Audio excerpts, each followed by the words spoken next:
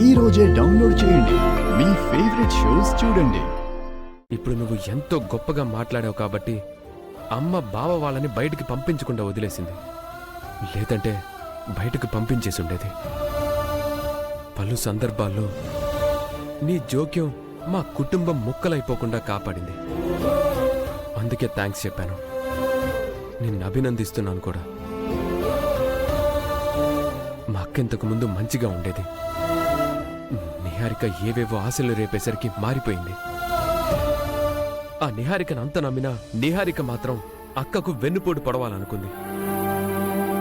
అక్క నీ గురించి ఎన్ని మాటలన్నా నువ్వు మాత్రం అక్కకు న్యాయం చేశావు. అపకారం మర్చిపోయి ఉపకారం చేస్తున్నావు. నీలా ఎవ్వరూ ఆలోచించరు. మీరు నన్ను ఎన్ని రకాలుగా ఇబ్బంది పెట్టినా నేను మాత్రం మీ గురించి ఎప్పుడూ చెడుగా ఆలోచించలేను. ఎందుకంటే అది నా కుటుంబం. నా కుటుంబంకు ఎవరైనా అన్యాయం చేసినా, నా కుటుంబంలోని వారు ఎవరైనా అన్యాయంగా ప్రవర్తించినా బుద్ధి చెప్పాల్సిన బాధ్యత, సరిదిద్దాల్సిన బాధ్యత నా మీద ఇంకా ఉందని నేను అనుకుంటున్నాను. కుటుంబ సభ్యులకు మేలు చేశానని నా గురించి ఎంతో గొప్పగా ఆలోచించి నన్ను అభినందిస్తున్నా.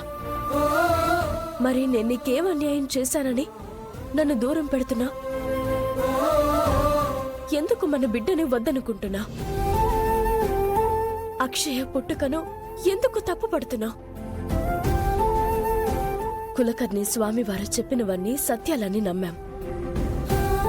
ఆయన పరమపదించిన తరువాత ఆయన తమ్ముడు సిద్ధేశ్వర స్వామివారు చెప్పినవన్నీ వాస్తవాలని నమ్మాము.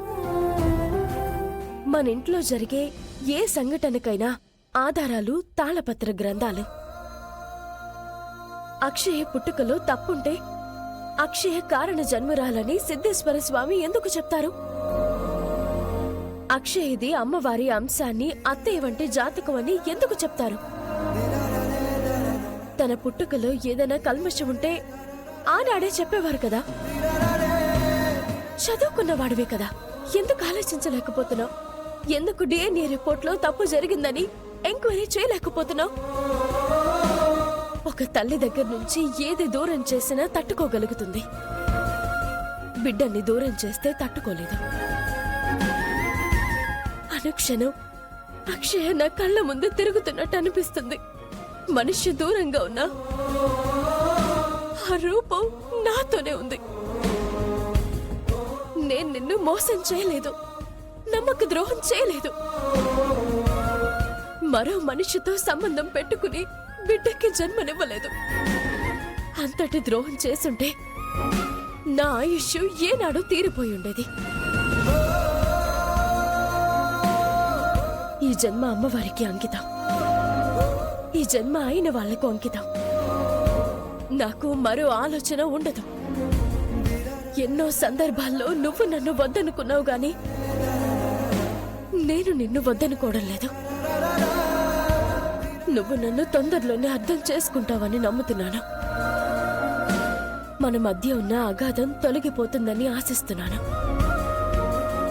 నీ మనసేంటో నాకు తెలుసు.